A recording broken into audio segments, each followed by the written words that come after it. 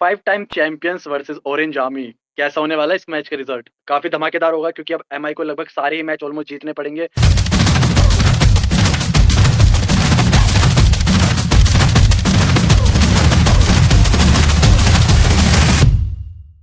तो ये मैच होने वाला है एमआई वर्सेस एसआरएच का, वानखेड़े में मैच होगा। शुरू कर लेते हैं पिच रिपोर्ट के साथ। बिल्कुल बिल्कुल।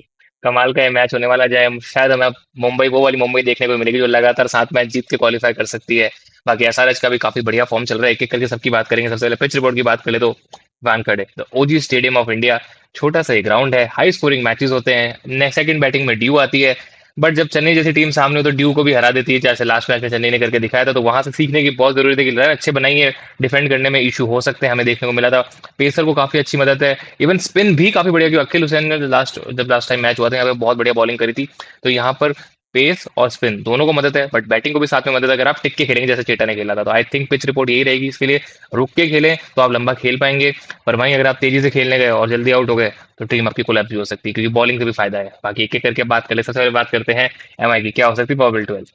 बिल्कुल, इस पॉइंट में मैं एक और ऐड करना चाहूँगा क्योंकि जिस तरह की टीम सभी हम मैचेस देख रहे थे कि बैटिंग हेवी मैच रहे थे, अब थोड़ा-सा डाइवर्जन देखने को मिल रहा है पिचेस से। हमने पिछला मैच भी देखा, डीसी कितनी जल्दी आउट हो गई। तो वही है, जिस पिच पर 264 बने थे, वहीं 70-75 पे ऑल आउट हो गई। तो आई थिंक इसी तरह का देखने को मिलेगा कि अब आपको संभल के खेलना है, पिच को समझें, रीड करें, उसके अकॉर्डिंग ही हिट करें, वरना बहुत क्रूशियल हो सकता है मैच के लिए। तो ये बिल्कुल यहाँ पे प्लेइंग 12 की बात करें तो एमआई की तरफ से ओपनिंग करते हैं मालेवार के साथ, डिकॉक ओपनिंग कर सकते हैं, जहाँ Malewar as an impact player आ सकते हैं। देखना रहेगा रोहित शर्मा कब तक फिट होते हैं, स्क्वाड को जॉइन करते हैं यहाँ पर। बाकी उसके बाद अगर हम बात करें तो नमनधीर, सूर्य कुमार यादव, तिलक वर्मा। यहाँ पर जो सबसे बड़ा इशू मुंबई को रहा है, आई थिंक इन सबका कंसिस्टेंट परफॉर्म करना, वही दिक्कत आई थिंक। अब इनको अपने प्रॉपर फॉर्म जिसके लिए जाने जाते हैं, आई थिंक उनको आने की बहुत जरूरत है क्योंकि अब लगातार लगभग सारे मैचेस जीतने हैं।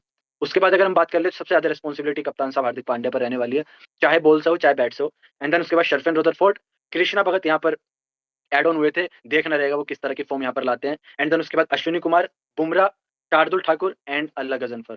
बॉलिंग थोड़ी-सी अब वीक लगने लगी है क्योंकि बुम यहाँ पर बोल्ट नहीं है, दीपक चहर नहीं है, तो देखना रहेगा कि ये न्यू कॉम्बिनेशन किस तरह का परफॉर्म करता है। बाकी बिल्कुल। कैसी लग रही है team? I think on paper तो आज भी ये टॉप 2 वाली टीम है, बट जिस हिसाब से खेल रही है ये टीम, आई थिंक वहां पे हमें हमें खुद को बुरा लग रहा है कि एमआई इतनी नीचे तो नहीं रहनी चाहिए। जिस हिसाब से उनकी प्लेइंग 11 है, उनके पास बेंच स्ट्रेंथ इतनी स्ट्रांग है, आई थिंक वो थोड़ा सा लैग है। लेट्स सी कैसा रहता है। बाकी अब बात करते हैं एसआरएच, जो लगातार 4 मैच जीत के आ रही है, टॉप 3 के अंदर है।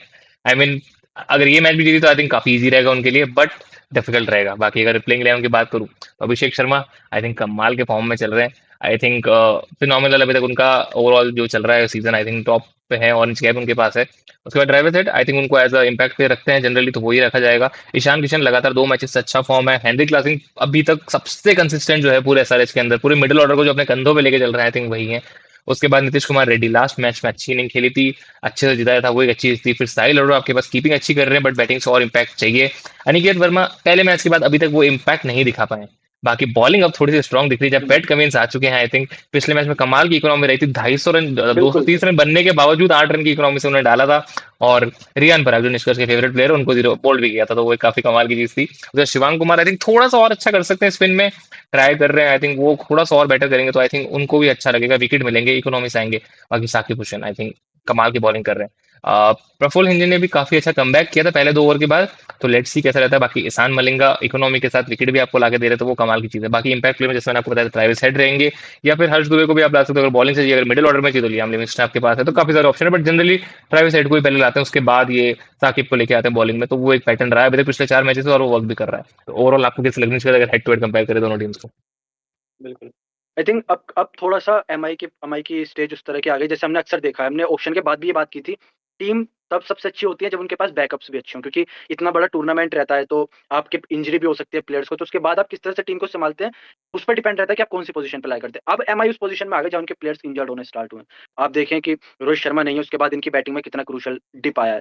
मालेवर फॉर्म में नहीं दिख रहे हैं। सूर्य कुमार और तिलक वर्मा का भी इनकंसिस्टेंट परफॉर्म करना। देन हम्म। उसके बाद बॉलिंग में जैसे बोल्ट को बाहर किया, दीपक चहर का फॉर्म में उन्होंने, इनकी बॉलिंग भी वीक हो गई। तो आई थिंक अगर हम अब टॉप ऑर्डर से बात करें, तो यहाँ पर एसआरएच का पकड़ा अच्छा खासा भारी है because of the absence of Rohit Sharma. आपकी हम्म। बैटिंग जो कंसिस्टेंट परफॉर्म कर रहे थे वो रोहित शर्मा थे। उनके जाने के बाद अब ना डिकॉक का कंसिस्टेंट फॉर्म है, सिमिलर तिलक, सिमिलर नमनदीप, सिमिलर ही यहाँ पर सूर्य कुमार यादव, और सूर्य कुमार यादव को तो आई थिंक फॉर्म ही नहीं है। मुश्किल से हम्म। कोई एक आध मैच खेल अच्छा परफॉर्म करते हैं, बाकी कुछ नहीं है। तो आई थिंक यहाँ पर एसआरएच, आई थिंक ओपनिंग के 4 जो हमने बात की थी, आई थिंक यही इनकी पूरी बैटिंग टॉप है ऑर्डर। एसआरएच की। अगर बट द इश्यू इज़ उनके 4 प्लेयर इनके पूरी बैटिंग ऑर्डर से ज़्यादा भारी हैं इस समय, अगर हम करंट स्क्वाड की फॉर्म बात पर। करें। तो आई थिंक यहाँ पर बैटिंग में चाहे टॉप ऑर्डर हो चाहे मिडिल ऑर्डर हो, अगर हम ओवरऑल बैटिंग देखें तो आई थिंक एसआरएच का बड़ा भारी है। बिल्कुल बिल्कुल, बट एक थोड़ा सा एडवांटेज यहाँ पे एमआई के पास है, जो मिडिल ऑर्डर है, ऑन पेपर मिडिल ऑर्डर बहुत स्ट्रांग है। वहीं ऑन पेपर उनके एसआरए के पास सिर्फ हेनरी क्लासन है, जो अभी फॉर्म बहुत अच्छा है जिनका। तो वो एक देखने वाला चैलेंज रहेगा। अगर टॉप 4 को आप एसआरए जल्दी आउट कर देते हैं तो एमआई का गेम है। पर अगर टॉप 4 में से 3 भी चल गए तो आई थिंक गेम फिर एसआरएच का हम सबको पता है कितना इजीली वो चेस कर सकते हैं, आपको बड़ा स्कोर दे सकते हैं।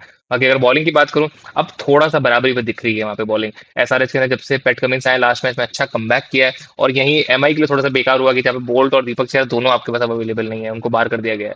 तो वहां पे अब थोड़ा सा एक इवन इवन सिचुएशन आ गई है, क्योंकि एसआरएच में भी एक ही एक्सपीरियंस बॉलर है जो है पैट कमिंस, और एमआई में भी एक ही एक्सपीरियंस बॉलर जो है बुमराह।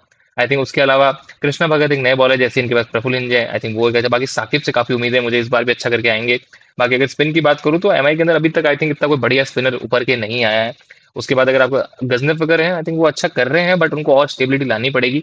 तो ओवरऑल मैं अब इस करंट प्रेजेंट सिनेरियो मुझे ऐसा लगता है कि एमआई की बॉलिंग थोड़ी सी वीक है compare to SRH, but we never know, MI की बॉलिंग कभी भी कुछ भी कर सकती है। तो स्टिल मैं 50-50 बोलना चाहूंगा। बट एक मैं पर्सनल फेवर रखता हूँ एसआरएच के लिए अपना, तो एसआरएच मेरे लिए थोड़ी सी ऊपर है ओवरऑल। मतलब दोनों टीम्स को अगर मैं कंपेयर करूँ तो एसआरएच थोड़े ज्यादा सुपीरियर है। बिल्कुल। आई थिंक यहाँ पर भी स्टार्ट कर लेते हैं यहाँ पर हमारे टॉप पिक्स की। तो एमआई से अगर मैं बात करूँ तो क्योंकि अभी तक किसी भी प्लेयर ने इतना अच्छा अपने रिलायबल परफॉर्मेंस नहीं दिखाई है। ऑल्सो अगर हम पिच के हिसाब से बात करें तो आई थिंक ये kind of a two pace pitch है।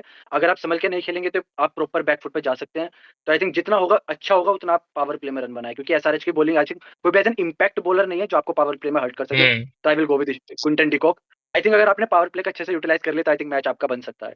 बाकी अगर एसआरएच की बात करूं तो चूंकि I know Abhishek Sharma, but I will go Ishan Kishan due to the captaincy performance. I believe अगर वो अच्छा करेंगे तो वो टीम को एक अच्छे मुकाम तक ले सकते हैं। और हमने पिछले मैच में भी देखा था, बहुत अच्छी 74 की पारी खेली थी राजस्थान से, उनको मैच लेके ही चले गए थे। आई थिंक ये रिस्पॉन्सिबिलिटी ईशान किशन निभाते हैं। आई थिंक एसआरएच बहुत अच्छा कर सकती है। बिल्कुल।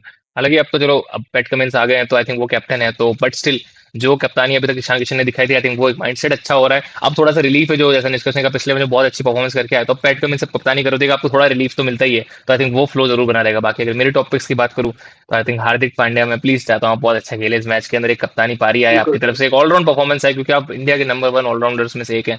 तो एक वो परफॉर्मेंस आनी जरूरी है। बहुत टाइम हो गया, एक अच्छी ड्यूल, मतलब बॉलिंग से भी 2-3 विकेट ले रहे हैं, बैटिंग में 40-50 रन बॉलिंग बना से रहे हैं भी आई थिंक। थोड़ा इकोनॉमिकल नहीं साबित हो रहे हैं, बिल्कुल। तो आई थिंक मैं चाहता हूँ वहां पे हार्दिक पांड्या का बहुत की रोल रहेगा इस मैच के लिए। बाकी आप सबको पता ही है, इट्स अभिषेक फॉर मी। मतलब काफी बढ़िया फॉर्म चल रहा है उनका, और मैं चाहता हूँ लगातार वो फॉर्म बढ़िया बरकरार करो और सारे जीते इस मैच को, और टॉप 3 के अंदर जो भी हैं वो कंसिस्टेंसी बने रहे। भाई गाइस ये थी हमारी प्रिडिक्शंस। आपको क्या लगता है क्या होगा एमआई वर्सेस एसआरएच में? क्या एसआरएच 12 पॉइंट पे जाएगी, या एमआई अपना वो वेव बनाने वाली जिसमें लगातार वो मैचेस जीतने वाली है? बाकी आप लोग जरूर बताएगा क्या लगता है आपको। बाकी मिलते हैं आपको नेक्स्ट वीडियो में। Thank you so much guys, बने रहिए गेम एंड गैप जी के साथ। Thank you.